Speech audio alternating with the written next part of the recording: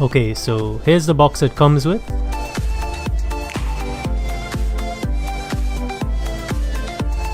Inside we have PKE and high frequency antennas, 2 key fobs, GPS module,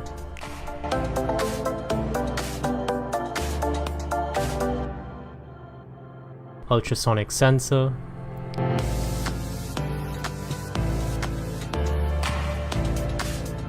shock sensor, immobilizer bypass module,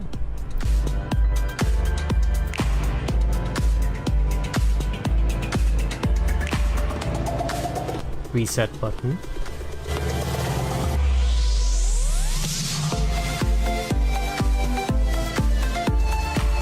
alarm status indicator,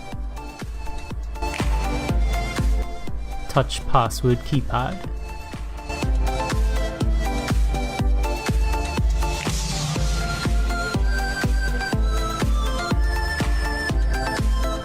ignition wiring harness, 22-pin main wiring harness, start-stop button,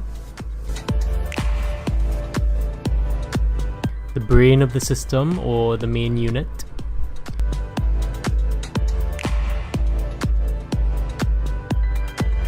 nano SIM adapter for GPS module, and of course an instruction manual. Here are the tools required: a Phillips head screwdriver, wire strippers, heat shrink tubing and heat gun. You can use electrical tape instead, but I prefer to have a cleaner look. A multimeter, soldering iron and solder.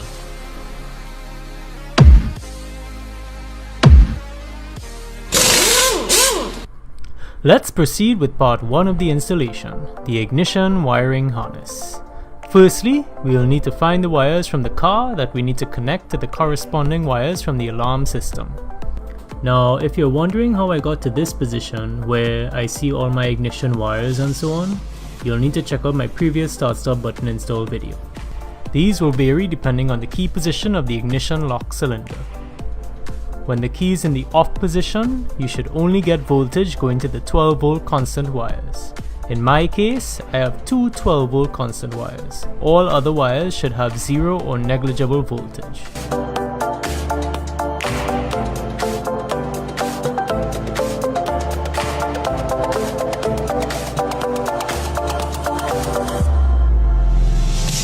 When the key is in the accessory position, you should get a 12-volt reading for your accessory wire or wires, as well as your 12-volt constant wires. All other wires should have 0 or negligible voltage.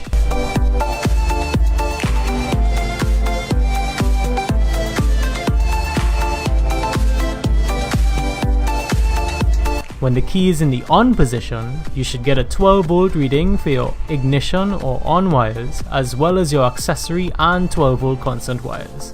All other wires should have a 0 or negligible voltage.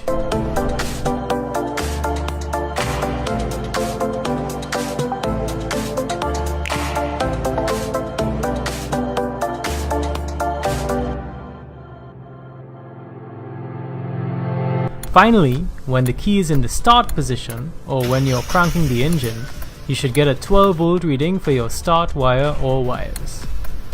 Now that we know which wires are for what, time to disconnect the car battery and get on to the installation. So now we need to connect the various wires that we just tested to the corresponding wires of the ignition wiring harness from the car alarm system. Connect the two 12-volt wires from the car alarm ignition wiring harness to the ones we found earlier from the car.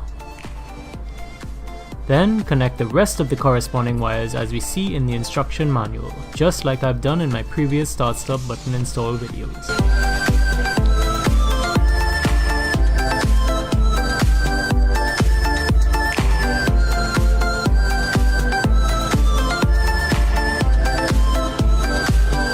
If your car key has a chip in it, then you will need to use the included immobilizer bypass module. Connect the yellow and black wire from the 22-pin wiring harness to the black wire of the immobilizer bypass module, or in this case, the grey wire. Then connect the red wire from the immobilizer bypass module to your 12-volt constant. You then need to wrap the RFID sense wires around the ignition lock cylinder about 3 to 5 times to ensure a good connection. Take your original key and place it in the box of the immobilizer bypass module.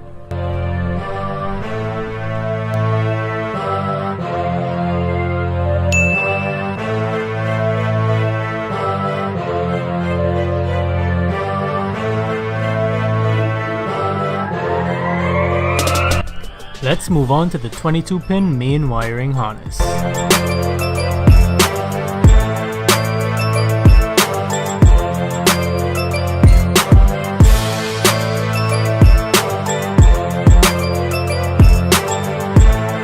Let's tackle the central door locking system first. In my case, I have a negative trigger lock system, so I need to follow the corresponding wiring method. So in my case, connect the white and black wire to the wire which unlocks the doors when it receives 12 volts, and connect the white wire to the wire which locks the doors when it receives 12 volts. Connect the yellow and black wires to ground, and ignore the orange and black wires. You can tape them off with electrical tape or something.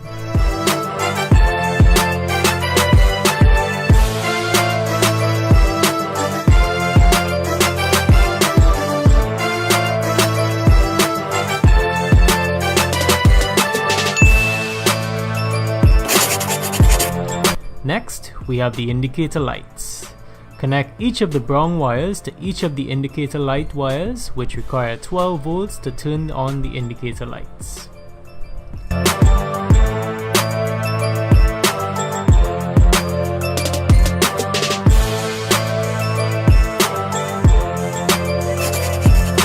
Next, we have the siren wire. In my case, my siren requires 12 volts to power it. So I need to connect the red and black wire to the 12 volt constant and connect the pink wire to the wire from the siren that requires 12 volts to power it. Next, we have the fuel pump wire, which receives 12 volts when the fuel pump is running. If you cannot find that wire, then just connect this to your 12 volt constant. Next, we have the door alarm trigger wire. If you have a negative side door trigger, then connect the grey wire to the wire which receives 12 volts when the door is open. In my case, there are two wires. One wire has 12 volts when the door trigger button is pressed or when the door is closed, and the other wire has 12 volts when the trigger button is not pressed or when the door is open. Connect the grey wire to that one. Next, we have the foot brake signal wire, which receives 12 volts when you press down the foot brake. Connect the orange and black wire to your foot brake signal wire.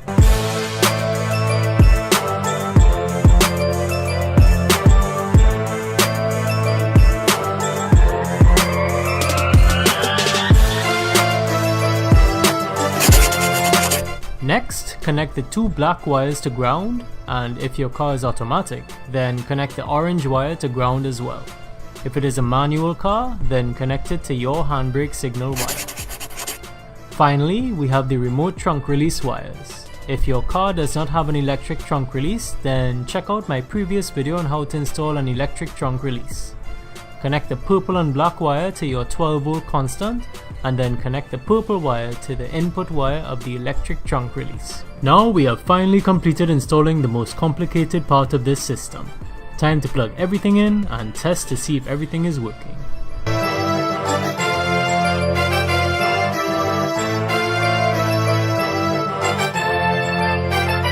Once all is well, we can clean up all of the wires, solder and use heat shrink tubing where necessary, install the PKE antennas and high frequency antenna in the correct places, as well as the start stop button, alarm status indicator, and any other additional accessories such as shock sensor, ultrasonic sensor, GPS module, and touch password keypad. In terms of installing the touch password keypad, the alarm status indicator, and the high frequency antenna, I installed them here. In terms of installing the passive keyless entry antennas, I installed the front antenna here and the rear antenna here. In order to use the GPS module and the app, you'll need to install a data SIM in the GPS module. Once done, the app should function perfectly. Alright, and there we have it guys, how to install a passive keyless entry car alarm system with GPS and app tracking and all these added features. If you have any questions, comments or suggestions, please feel free to leave them in the comment section below and I'll do my best to answer them. If you like the video, give it a like. If you dislike the video, give it a dislike. Anyways, thanks for watching guys, take care and see you all in the next one.